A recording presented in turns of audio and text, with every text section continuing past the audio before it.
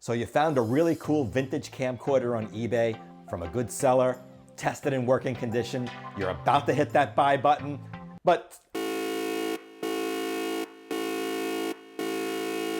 in this video, I'm going to tell you about a huge problem that might affect the vintage camcorder that you're about to buy, that you think works, that you think is in great condition, but both you and the seller do not know about. It's called leaky caps. I'm going to share all the frustrations that I went through, all the disappointments, and the learning curve I had to overcome to make sure I'm getting the camcorder that I want. We're going to go over that issue and some additional buying tips on eBay. So stay tuned, that's coming up right now.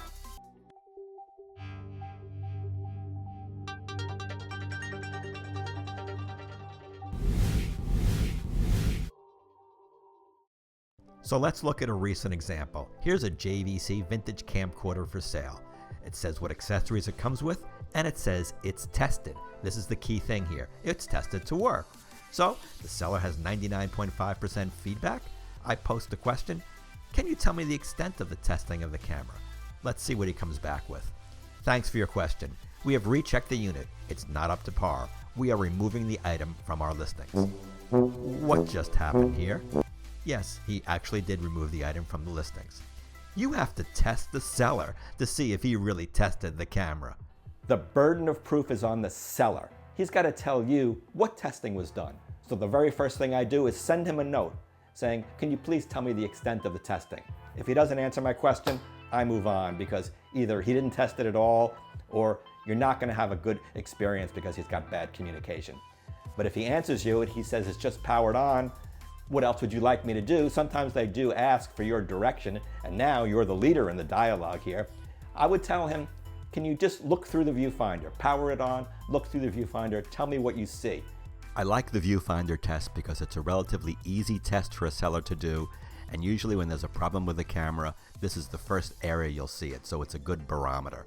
Here's an example. Here's a Nikon camera, unused, good seller, comes with accessories, everything looks good. I asked, do you see a clear image in the viewfinder? His response, thanks for your question. I didn't actually look through the viewfinder, but after you asked, I pulled the camera back out, charged the battery, powered it up to take a look, and unfortunately there is no clear picture, only static. You see, the problem is these sellers just don't know about the cameras they're selling.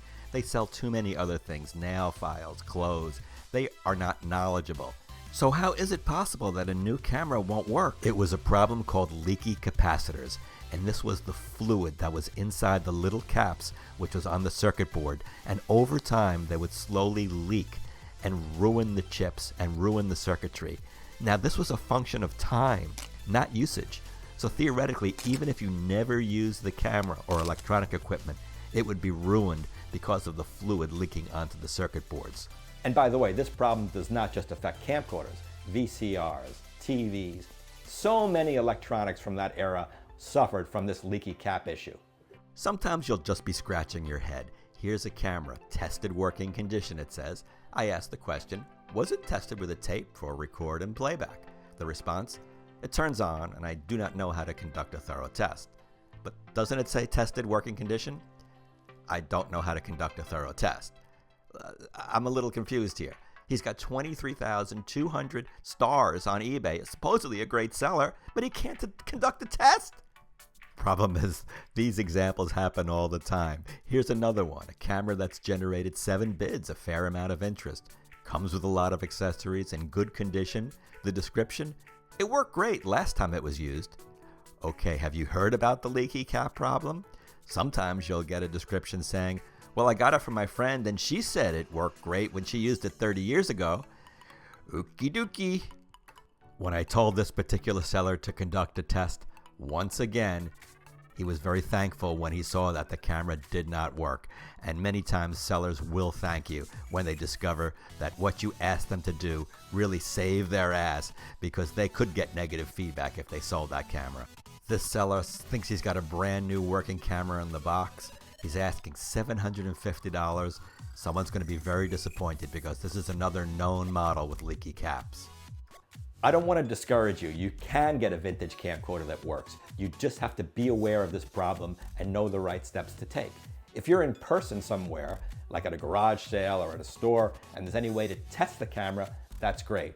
But if you're buying online, like on eBay, you have to know the right questions to ask to make sure that this camera is actually going to be in working condition.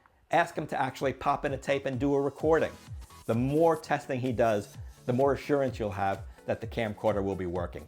Let's just talk about for a minute why feedback is not always what it seems.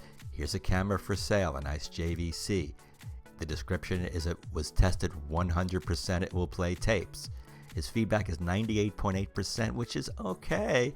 Negatives, you could see there's quite a few, but look into the negatives and you can see that he sold a VHS movie camera recently and there was an unhappy buyer who said it doesn't work. So he advertised it worked and it doesn't. Do you really want to buy from a guy like that? You have to check his feedback as a seller. He might be a buyer and have great feedback of items, but not a seller, and that's important. Camcorders can easily get damaged in the packaging process because there's a lot of small parts like viewfinders. So a seller that doesn't have a lot of experience in selling large ticket items is not going to pack it properly, and that's really important today with so many deliveries being made and so many packages being thrown around on doorsteps. So you have assurance, he sent you pictures, he sent tests, he said it works, you feel confident, you buy the camera, you receive it, and you have some problems with it still. First thing you have to do is you have to contact the seller. You have to send pictures with him to show if there was physical damage or if it's not working properly. You have to let him know quickly. Don't delay on it because it seems more suspicious that way. And if he's obstinate and doesn't work with you, eBay has buyer protection, so you can open up a case with eBay and get your money back even if he doesn't have a return policy, and he pays return shipping. So I want to give you a few other tips for buying on eBay which should help you along the way. Number one, see where the seller is located and make sure that the camera is a USA model, because in Europe and different parts of the world, they use a system called PAL or CCAM, which is not compatible with our television system. If it's a buy it now listing, make an offer on the camcorder. Even if there's no make offer option, send the seller a message. Sometimes he'll just take it anyway, especially if it's been listed for a while. Before you buy the camera, make sure you can get a battery for it. A few times I've bought cameras and realized, wait a minute, there's no replacement batteries for this thing, so that really sucks. So make sure you have a battery, that it comes with a battery, but that battery probably won't work, so you need to buy a battery on the secondary market.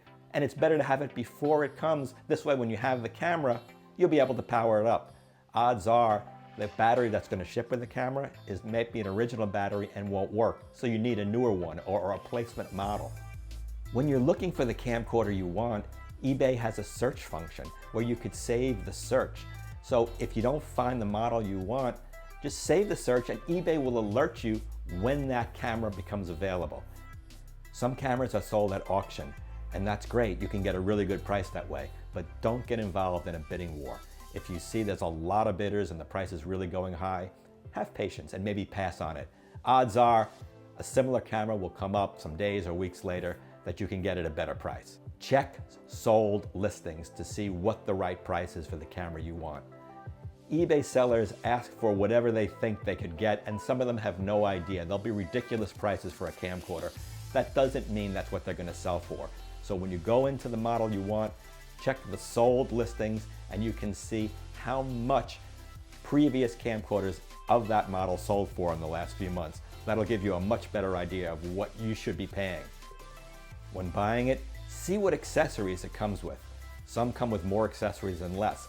Some may come with a few extra tapes, which adds to the value. The instructions, the charger, that's important.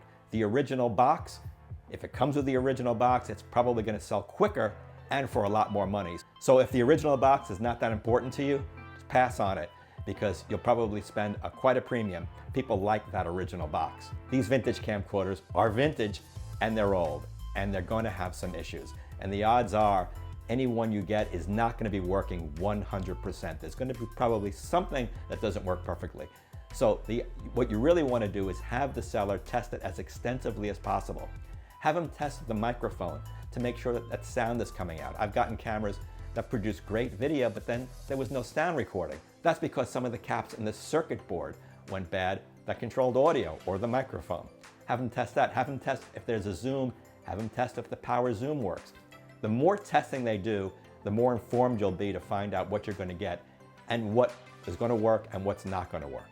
So it's just really buyer beware, and really it comes down to seller communication. Yes, this is a bit of a process, but it's worth it because buying a vintage camcorder in the end is a lot of fun, and it can be a little addicting once you get your first one and second one and third one.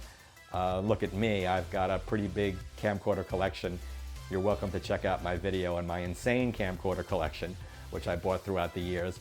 But I had to learn the ropes, and hopefully I've given you some information which will help you too. If you've liked what you've seen, if you learned a few things, please hit like and subscribe, comment. I do answer, and I will see you in the next video.